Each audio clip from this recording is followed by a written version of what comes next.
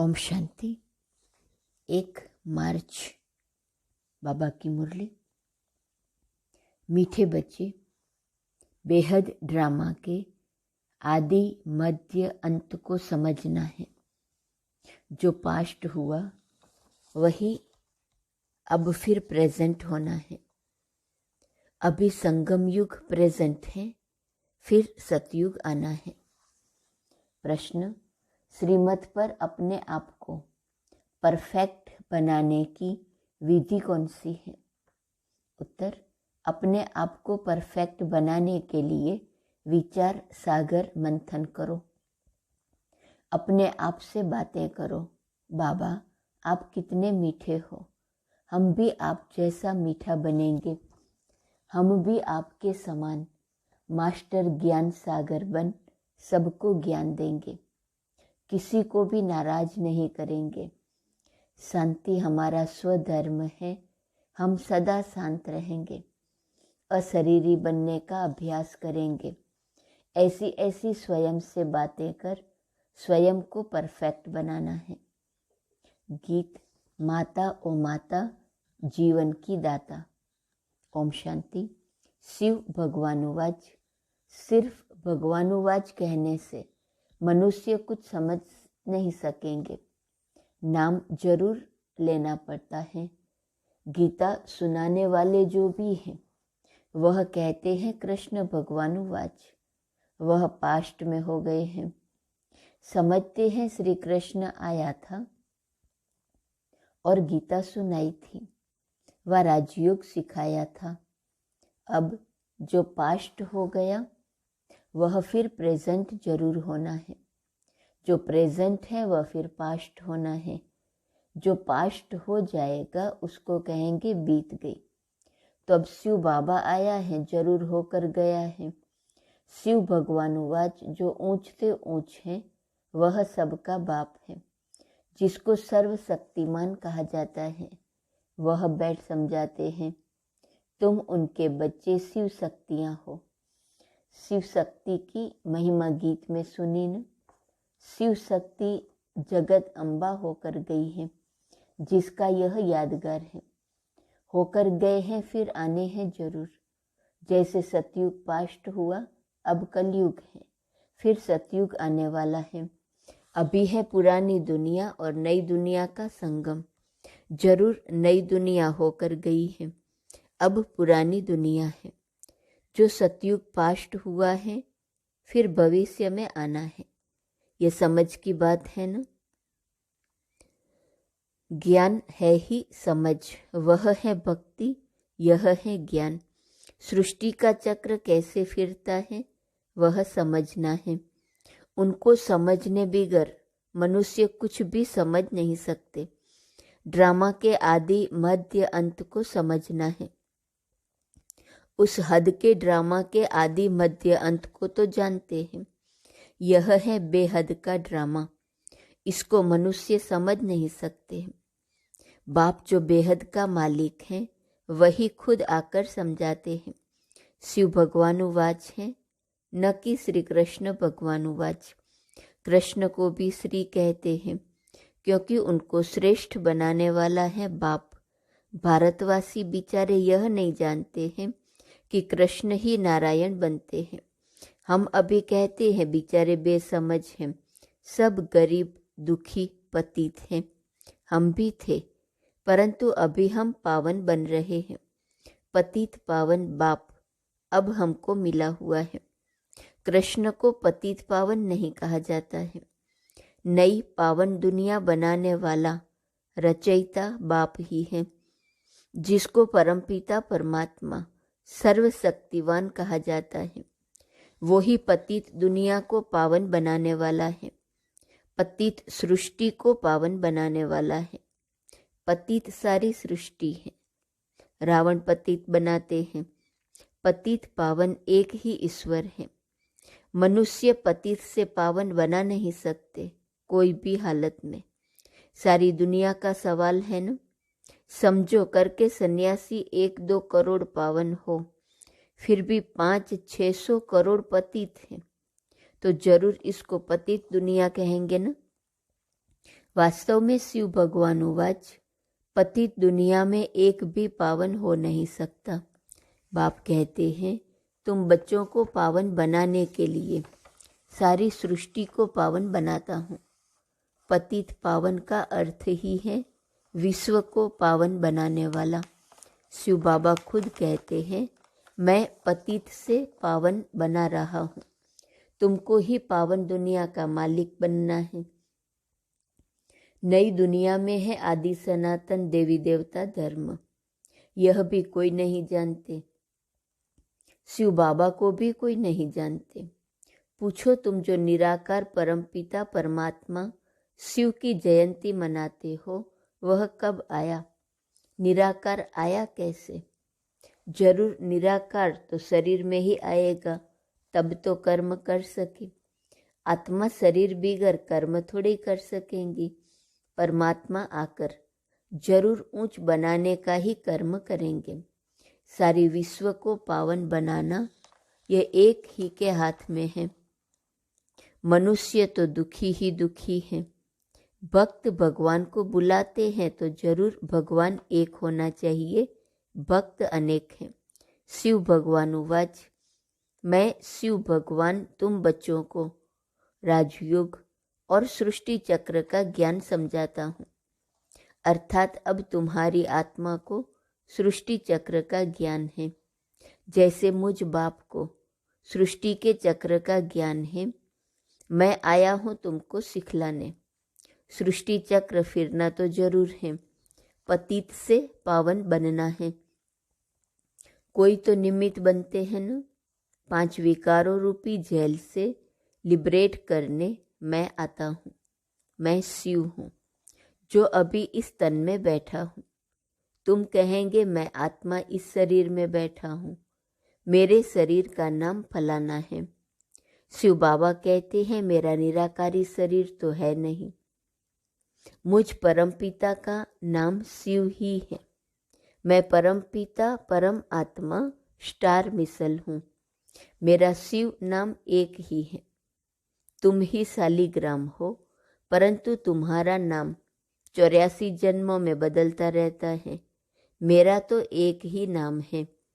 मैं पुनर्जन्म नहीं लेता हूँ। गीता में जिसका नाम डाल दिया है वह तो पूरे 84 जन्म लेते हैं। ऐसे नहीं कि श्री कृष्ण ने गीता सुनाई, यह बड़ी समझने की बात है। मनुष्य के हाथ में कुछ नहीं है।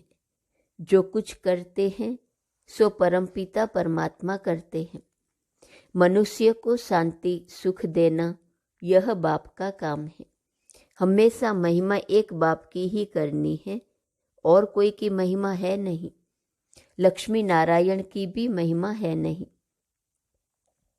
परंतु राज्य करके गए हैं तो समझते हैं यह स्वर्ग के मालिक थे। वंडर तो देखो, वह जड़ चित्र और यहाँ चैतन्य बैठे हैं। शिव भगवान उवाच, तुम राजाओं का राजा पूज्य बनते हो, फिर पुजारी बनेंगे। पूज्य लक्ष्मी नारायण ही, फिर आपे ही पुजारी बनेंगे। तो जो पास्ट हो गए हैं उनका फिर मंदिर बनाकर पूजन करते हैं। यह सिद्ध कर बताना है। ऐसे नहीं कि ईश्वर आपे ही पूज्य आपे ही पुजारी बनता है। नहीं, मनुष्य यह भी नहीं जानते कि मैं परमात्मा कहाँ निवास करता हूँ। मेरे जो बच्चे शालिग्राम हैं वह भी यह नहीं जानते कि हम कहाँ के रहने वाले हैं। आत्माओं और परमात्मा का घर एक ही है, स्वीट होम। सिर्फ स्वीट फादर होम नहीं कहेंगे। अभी तुम जानते हो निर्वाण धाम हमारा भी घर है, वहाँ हमारा फादर है। सिर्फ घर को याद करेंगे तो ब्रह्म के साथ योग हो गया। उनसे विकर्म विनाश हो नहीं सकते। बल ब्रह्म योगी तत्व योगी हैं, परंतु उनके विकर्म विनाश नहीं हो सकते। हाँ, भावना से करके अल्पकाल के लिए सुख मिलता है। जितना याद करेंगे उतना शांति मिलेंगी। तो बाप कहते हैं उनका योग रॉन्ग है। तुमको याद करना है एक बाप को, वह याद करते हैं तत्व को, ब्रह्म को, वह रोंग है। बाप कहते हैं मुझे याद करने से तुम्हारे विकर्म विनाश होंगे। श्री कृष्ण ऐसे कह नहीं सकते, वह तो वैकुंठ का मालिक है। वह थोड़े ही कहेगा अशरीरी बंशिव बाबा को याद करो या मुझे याद करो। सारा मदार गीता का करेक्ट कराने पर है। गीता खंडन होने कारण भगवान की हस्ती गुम हो गई है। कह देते हैं ईश्वर का कोई नाम रूप है नहीं। अब नाम रूप काल तो आत्मा का भी है। आत्मा का नाम आत्मा है, वह भी परमपिता परमात्मा है। परम अर्थात सुप्रीम, ऊंचते ऊंच। वह जन्म मरण रहित हैं, अवतार लेते हैं। ड्रामा में जिसका पार्ट है उनमें ही प्रवेश करते हैं और उसका नाम रखते हैं ब्रह्मा। ब्रह्मा नाम कभी बदल नहीं सकता है, ब्रह्मा द्वारा ही स्थापना करते हैं।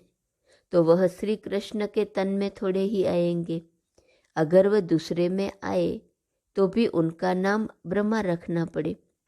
मनुष्य कहते हैं दूसरे कोई में क्यों नहीं आता। अरे वह भी किसके तन में आए, वह आते ही हैं ज्ञान देने के लिए। दिन प्रतिदिन मनुष्य समझते जाएंगे, तुम्हारी वृद्धि होती जाएगी। अवस्था बड़ी अच्छी चाहिए। जैसे ड्रामा के एक्टर्स को मालूम होता है हम घर से स्टेज पर पार्ट बजाने आए हैं, वैसे हम आत्मा ये शरीर रूपी चोला लेकर पार्ट बजाती है, फिर वापस जाना है, शरीर छोड़ना पड़ता है। तुम्हें तो खुशी होनी चाहिए, डरना नहीं चाहिए। तुम बहुत कमाई कर रहे हो।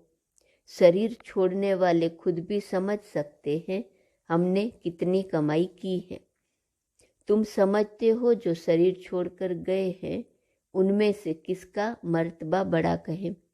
फलाने बहुत सर्विस करते थे, जाकर दूसरा शरीर लिया, इन एडवांस गए हैं, उनका इतना ही पार्ट है, फिर भी कुछ न कुछ ज्ञान लेने के लिए आ जाएं, हो सकता है।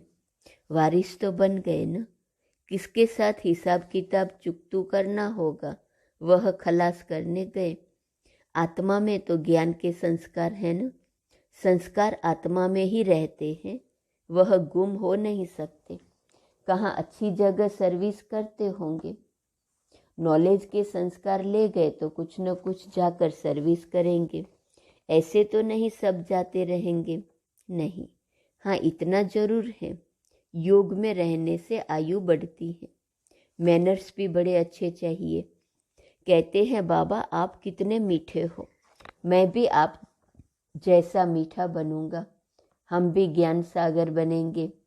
बाप कहते हैं अपने को देखते रहो, मैं मास्टर ज्ञान सागर बना हूँ, माता पिता समान औरों को ज्ञान देता हूँ। हमारे से कोई नाराज तो नहीं होता है, शांति को धारण किया है। शांति हमारा स्वधर्म है ना। अपने को अशरीरी आत्मा समझना है, देखना है मेरे में कोई विकार तो नहीं है। अगर कोई विकार होगा तो नापास हो जाएंगे। ऐसे ऐसे अपने से बातें करनी पड़ती हैं। यह है विचार सागर मंथन कर अपने को परफेक्ट बनाना श्रीमत से। बाकी सब आसुरी मत से अनपरफेक्ट बनते जाते हैं। हम भी कितने अनपरफेक्ट थे, कोई गुण नहीं था। गाते हैं ना मैं निर्गुण हारे में कोई गुण नहीं। अक्षर कितने अच्छे हैं। महिमा सारी परमपिता परमात्मा की ही है। गुरु नानक भी उनकी महिमा करते थे, तो मनुष्यों को भी समझाना है। यह भी बच्चे जानते हैं कल्प पहले जिनका सैपलिंग लगा है वही आएंगे और धारणा करेंगे, नहीं तो जैसे वायरे मुआफिक आया और गया। यहाँ तो तुम जानते हो हमको नॉलेज फुल फादर ने जो नॉलेज दी है वह कोई में भी नहीं है। हम गुप्त वेश में हैं, फिर हम भविष्य में स्वर्ग के मालिक बनेंगे। कर्म तो सब कर रहे हैं, परंतु मनुष्यों के कर्म सब विकर्म होते हैं, क्योंकि रावण की मत पर करते हैं। हम श्रीमत पर कर्म करते हैं। श्रीमत देने वाला है बाबा। बाबा ने समझाया है, तुम हो सेल्वेशन आर्मी। सेल्वेशन आर्मी उनको कहा जाता है जो किसके डूबे हुए बेड़े को पार लगाते हैं, दुखी को सुखी बनाते हैं। अभी तुम श्रीमत पर सबका बेड़ा पार कर रहे हो। बलिहारी तो शिव बाबा की है ना, हम तो मूर्ख थे। बाप की मत मिलने से फिर औरों को भी मत देते हैं। बाप सन्मुख आकर श्रीमत देते हैं। रावण तो कोई चीज़ नहीं जो आए, माया विकारों में घसीट लेती है। यहाँ तो बाप मत देते हैं, जैसे स्कूल में टीचर पढ़ाते हैं। रावण तो कोई चीज़ नहीं जो उल्टा पढ़ाए। बाप तो है ज्ञान का सागर। रावण को सागर या नॉलेजफुल नहीं कहेंगे। तुम अब श्रीमत पर चल रहे हो। तुम ब्राह्मण बन यज्ञ की सेवा करते हो। तुमको राजयोग और ज्ञान सिखलाना है। वह जब यज्ञ रचते हैं तो शास्त्र भी रखते हैं ना। यह रुद्र यज्ञ रचते हैं, परंतु रुद्र है कहाँ? यहाँ तो रुद्र शिव बाबा प्रैक्टिकल में है। प्रेजेंट में रुद्र ज्ञान यज्ञ रचा हुआ है। जो पास्ट था वह अब प्रेजेंट है। मनुष्य पास्ट को ही याद करते रहते हैं, तो तुम अब प्रैक्टिकल वर्षा ले रहे हो। पास्ट सो अब प्रेजेंट है, फिर पास्ट हो जाएगा। ऐसे होता ही रहता है। कलयुग भी पास्ट हो, फिर सतयुग आना चाहिए। अब संगम युग प्रेजेंट है। पास्ट जो हुआ उसका यादगार है। जिसका जड़ यादगार है वह अब प्रेजेंट चैतन्य में है। जो ऊंच पद पाते हैं, माला भी उन्हों की बनी है। रुद्र माला है ना, यह सभी है जड़ चित्र। जरूर कुछ करके गए हैं तब तो रुद्रमाला कहते हैं ना। तुम चैतन्य में शिव बाबा की माला नंबरवार बन रहे हो। जितना योग लगाएंगे उतना नजदीक जाकर रुद्र के गले का हार बनेंगे। अभी हम संगम पर हैं। ऐसे ऐसे अपने से बातें करनी चाहिए। आज बाबा सिखाते हैं अपने से बातें कैसे करनी है। तुमको तो ज्ञान है, तुम्हारे अंदर ये चलता रहता है। हम असल शिव बाबा के बच्चे हैं। हम विश्व के मालिक बनेंगे, फिर चक्र में आएंगे। इसको स्वदर्शन चक्र कहा जाता है। कई मनुष्य कहते हैं, तुम औरों की निंदा क्यों करते हो? बोलो, भगवानुवाच लिखा हुआ है, बाकी हम किसी की निंदा नहीं करते हैं। अच्छा, मीठे मीठे सिकिलते बच्चों प्रति माता पिता बाप दादा का याद, प्यार और गुड मॉर्निंग। रूहानी बाप की रूहानी बच्चों को नमस्ते। रूहानी बच्चों की रूहानी बाप को नमस्ते नमस्ते नमस्ते। धारणा के लिए मुख्य सार। पहली पॉइंट, श्रीमत पर हर कर्म श्रेष्ठ करना है। सबके डूबे हुए बेड़े को श्रीमत पर पार लगाना है। दुखियों को सुख देना है। दूसरी पॉइंट, अंदर स्वदर्शन चक्र फिराते रुद्रमाला में नज़दीक आने के लिए याद में रहना है। ज्ञान का मंथन करना है। अपने आप से बातें जरूर करनी है। वरदान, ब्राह्मण जीवन में सदा आनंद व मनोरंजन का अनुभव करने वाले खुश नसीब भव। खुश नसीब बच्चे सदा खुशी के झूले में झूलते ब्राह्मण जीवन में आनंद व मनोरंजन का अनुभव करते हैं। यह खुशी का झूला सदा एक रस तब रहेगा जब याद और सेवा की दोनों रस्सियाँ टाइट हो।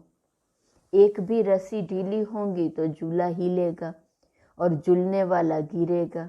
इसलिए दोनों रस्सियाँ मजबूत हो तो मनोरंजन का अनुभव करते रहेंगे।